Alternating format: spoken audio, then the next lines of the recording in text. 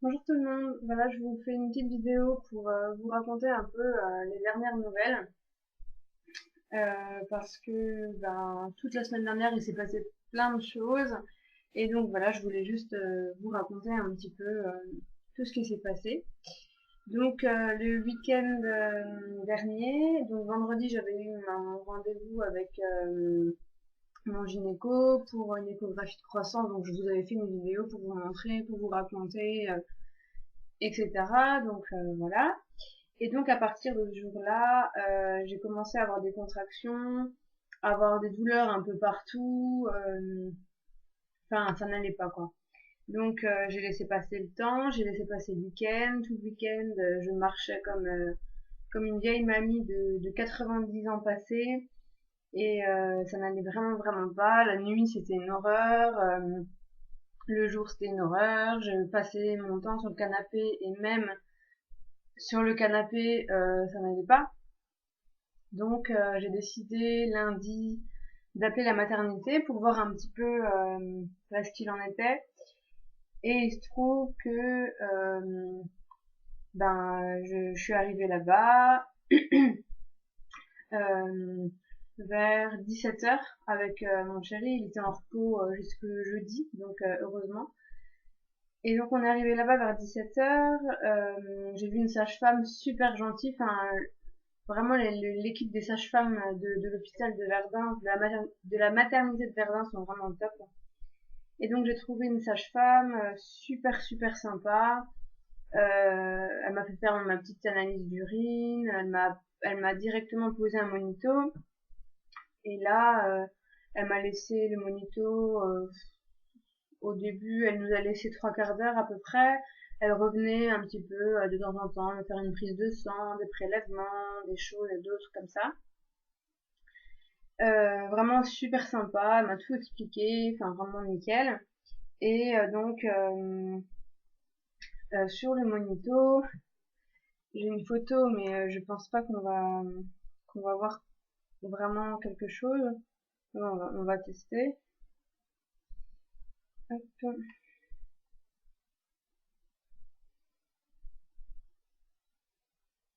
Donc on ne voit rien du tout, c'est pas grave. En fait, normalement le monitoring pour quelqu'un qui n'a pas de contraction, qui n'a rien, la ligne est toute droite et moi ça faisait voilà des montagnes russes non-stop. À la fin du monito, donc au bout d'une heure, ça commençait à faire mal. Mal dans le dos, mal dans le ventre, mal partout. Donc voilà. Et elle a donc constaté qu'il y avait beaucoup de contractions qui n'étaient vraisemblablement pas des contractions de travail puisque beaucoup trop rapprochées, elle montait beaucoup trop vite et descendait vachement vite aussi. Mais ça contractait bien, donc elle m'a examiné, le col n'avait pas encore bougé, donc c'était parfait. Et elle m'a envoyé le médecin de garde. Enfin, j'ai eu une échographie pour voir si bébé allait bien et si il était assez gros pour au cas où il naissait aujourd'hui, enfin, lundi. Donc voilà, puis il est parti et ensuite la sage-femme est revenue en me disant que le médecin me mettait sous Adalat. Donc c'est un médicament qui est censé stopper les contractions. Et c'est un médicament que je sais ne pas supporter puisque je l'ai déjà eu au 5 ou 6e mois de la grossesse. Donc déjà j'étais super contente, surtout que j'en ai eu un tous les quarts d'heure à prendre, ce qui est quand même énorme.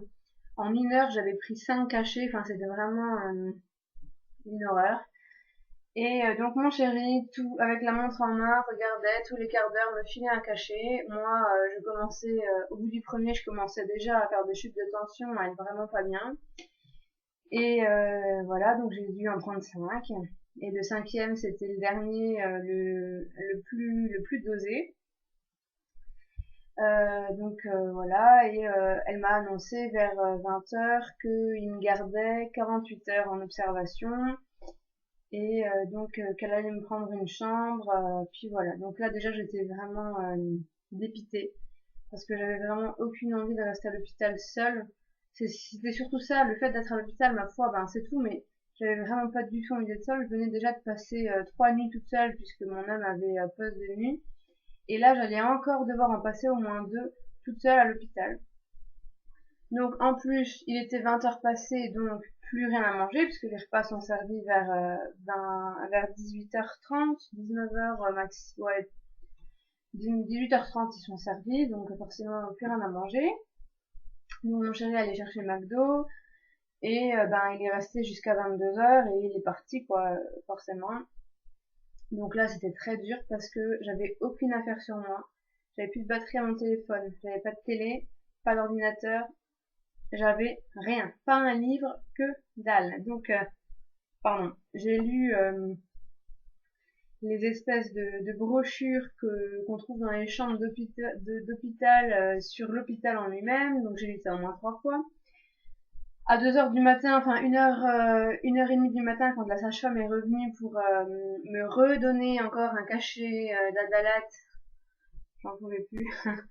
Je ne dormais toujours pas et je n'avais pas d'heure puisque j'ai dû éteindre mon téléphone pour préserver le peu de batterie que j'avais pour pouvoir prévenir mon homme le lendemain où j'étais, qu'est-ce qu'il en était, quand est-ce qu'il devait venir et tout ça. Donc voilà, j'ai passé une nuit à m'arracher les cheveux tellement que j'avais mal à la tête à cause de la Dalat. Donc vraiment une nuit de merde. Si j'ai dormi 2 ou 3 heures, c'est énorme. J'ai commencé à m'endormir le matin parce que je voyais que le soleil commençait à se lever. Excusez-moi. Et donc ensuite j'avais la télé qui était en veille parce que en fait je pouvais pas l'éteindre. J'avais pas de télécommande donc je ne pouvais pas l'éteindre. Elle était tout le temps en veille. Et du coup j'ai dû la débrancher parce qu'elle m'emmerdait avec ses petites loupiottes qui clignotaient de partout. Et ensuite la lumière du jour, et puis vers 6h30, il y a le balai vers 7h, entre 7h et 8h, le balai des aides-soignantes, des infirmières, etc., qui viennent donner le petit déjeuner, refaire le lit, prendre attention à la température, le pouls, etc., etc. Donc en gros, j'ai pas dormi. Et puis voilà, j'ai mangé tant bien que mal, puisque bon, forcément après une nuit comme ça, on n'a pas franchement faim. Et puis voilà, ensuite, le deuxième jour, mon chéri est venu vers 13h, donc le matin j'avais eu un monito pour voir un peu ce qu'il en était, donc j'avais toujours beaucoup de contractions. Enfin, j'en avais un peu moins puisque j'avais la Dalat, c'est vrai. Et ensuite, la sage-femme est revenue me voir en me disant que elle a vu mon gynéco à moi et qui décidait d'arrêter tout traitement pour stopper les contractions puisque à quasiment 36 semaines, bébé était tout à fait viable et il n'y avait aucun souci par rapport à son poids pour qu'il naisse maintenant. Donc on a arrêté tout. Donc progressivement les contractions sont revenues. Mon chéri est venu vers 13h. Je commençais un peu à avoir un peu mal partout, en avoir de nouveau un peu marre et les contractions revenaient forcément. Ensuite, on a marché dans l'hôpital, on allait se balader, on allait prendre la télé, etc. Pour que je bouge aussi un maximum parce que on m'avait dit clairement que si le travail s'était mis en place, valait mieux que je marche et que je bouge pour accélérer les choses et pour vite en finir parce que bon ça commençait un peu à faire long. Heureusement que c'était pas trop douloureux parce que sinon j'aurais jamais tenu le coup. Ensuite, donc l'après-midi, j'ai eu un autre monito.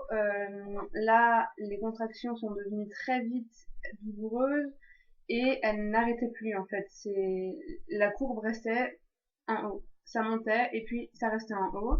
Donc j'ai eu une première piqûre de spasfon avec du calcium. Apparemment, c'est quelque chose qui peut favoriser l'ouverture du col et stopper les contractions. Avant ça, j'avais eu un examen, donc mon col s'était modifié et la sage-femme pouvait glisser un petit doigt, ce qui n'était pas le cas la veille, donc le col avait travaillé. Désolée, c'est long. Ensuite, voilà, les contractions ont continué et en fait, c'est resté tout le temps en haut. Apparemment, ça s'appelle une hypertonie de l'utérus, donc en fait, ça contracte et ça ne se relâche plus du tout. Et à ce moment-là, j'étais sur le dos et bébé a fait un gros ralentissement cardiaque. J'ai eu la peur de ma vie parce que au monito, on a le cœur du bébé, on entend son cœur et il y a aussi ses pulsations qui sont écrites sur l'appareil à monito. Et là, je voyais qu'il était passé de 150 à 80. Donc là, j'ai vraiment paniqué. On a directement appelé la sage-femme et elle m'a dit que c'était rien, qu'il fallait que je me mette sur le côté. Et après, c'était bon, c'était de nouveau reparti. Et là, elle m'a fait une piqûre de je ne sais plus quoi, je ne retiens jamais ce nom. Et en fait, j'ai eu la jolie piqûre dans les fesses et d'un coup, j'ai commencé à avoir des palpitations de malade, des tremblements, enfin je n'arrivais même plus à écrire un message, à prendre mon téléphone, à prendre la télécommande ou n'importe quoi. J'avais l'impression que j'allais mourir. J'ai vraiment cru que mon heure était venue et que mon cœur allait s'arrêter de battre et puis voilà. Mais c'était normal. Et donc là j'ai appris qu'en fait ça accélérait le pouls aussi pour oxygéner à fond le placenta et donc pour que le bébé ait aussi vachement plus d'oxygène, etc. Et là, ça a carrément stoppé les contractions jusqu'au lendemain où ça a recommencé. Quasiment pareil, en moins fort forcément, et puis voilà. Donc le mercredi, on m'a dit qu'on me gardait encore une nuit puisque j'avais encore des contractions. Et là, j'étais au bout de ma vie. Je pleurais. On me parlait à peine, j'ouvrais à peine la bouche, je pleurais. J'arrivais plus à parler. Je voyais mon chéri qui se préparait à partir, je pleurais. C'était vraiment une horreur. Ils ont dû me donner un calmant pour que je puisse dormir parce que j'en pouvais plus. Et le jeudi, donc j'ai vu mon gynéco qui m'a dit que je pouvais rentrer, que c'était sans doute un faux travail et que j'avais l'utérus contractile dû à sa forme toute moulée. En fait, il est tellement moulé autour du bébé que dès que le bébé bouge un peu, ça provoque des contractions, surtout à ce stade-là. Et comme la tête est très basse, c'est déjà ça fait contracter aussi plus l'utérus. Donc voilà. Donc là, je suis suivie 2 fois par semaine par une sage-femme, un sage-femme homme à la maison pour un monito. Ça se passe super bien. J'ai toujours quelques contractions, mais ça va beaucoup mieux. Et il est vraiment super gentil. Il m'explique vraiment tout. Il me pose plein de questions pour voir vraiment pour se renseigner à fond. Il me demande toujours si ça va. Enfin, je le trouve vraiment super super gentil. Et en plus, il est dans ma ville, donc s'il y a un problème, je sais que je peux l'appeler sans aucun souci. Et puis voilà. Donc bébé est toujours là, hein, bien au chaud. Moi, j'ai hâte qu'il arrive parce que je commence un peu à en avoir marre là de tout ça. Je suis fatiguée, j'ai tout le temps envie de faire pipi. Je me lève 15 fois la nuit et encore si j'arrive à aller jusqu'aux toilettes parce que j'ai tellement mal dans le ventre, dans le dos, dans partout que c'est vraiment l'expédition. Euh, voilà, donc j'essaie de bouger la journée, j'essaie de m'occuper aussi et puis si ça peut accélérer les choses, de toute façon là mercredi j'arrive à 37 semaines donc il n'y a plus aucun souci pour accoucher et puis voilà. Donc ça, c'est pour les péripéties de la semaine dernière. Maintenant, j'ai rendez-vous le 17, donc dans 10 jours, chez le gynéco pour voir ce qu'il en est. Et j'espère avoir accouché avant, ou alors j'espère accoucher pas trop longtemps après. Comme ça, j'aurai enfin mon fils dans les bras. Enfin, j'ai qu'une hâte, c'est de l'avoir. En plus là, ça y est, on a la table à langer, on a vraiment tout, on l'attend. On s'était préparé en plus psychologiquement à l'accueillir la semaine dernière à l'hôpital. Donc je pense qu'on est plus que prêt et j'ai vraiment vraiment vraiment hâte. Et j'ai hâte de vivre l'accouchement, j'ai hâte de... Tu sais, je suis complètement maso parce que je sais que j'aurai mal, mais j'ai envie presque d'avoir mal après tout ce que j'ai vécu la semaine dernière. J'attendais qu'une chose, c'est que les contractions deviennent insupportables pour me dire, pour qu'on me dise oui, ça y est, vous accouchez. Enfin voilà. Donc j'espère que ça va aller assez rapidement. Et puis Et puis voilà, j'espère que vous, de votre côté, tout va bien, que les nouvelles grossesses, tout va bien, que les mamans plus avancées, les futures mamans plus avancées, tout va bien aussi. Et puis voilà. Donc j'espère que je ferai bientôt une vidéo pour vous présenter mon petit bout. Et je vous ferai aussi une vidéo pour la valise pour la maternité. Là, faut que je la refasse un peu parce que comme mon chéri me l'avait ramené la semaine dernière à l'hôpital, j'ai relavé quelques trucs que j'avais mis et puis il faudra que je la remplisse un peu plus parce que je me suis rendu compte que j'avais pas tout finalement. Donc là, je pense que cette semaine, je vais la faire et puis, enfin, la refaire et puis je vous ferai une vidéo pour vous montrer tout ça. Et puis voilà, si vous avez d'autres idées de vidéos, d'autres questions, des choses et d'autres, n'hésitez surtout pas, comme d'habitude. Et puis voilà, donc je vous fais de gros bisous. Je vous tiens au courant s'il se passe quelque chose. Et puis voilà, donc bon dimanche, bonne semaine, bonne rentrée à ceux qui rentrent. Moi, c'est ma première rentrée où je ne vais pas à l'école depuis 20 ans, donc ça fait vraiment bizarre. Enfin voilà, je vous fais de gros bisous. Ciao ciao!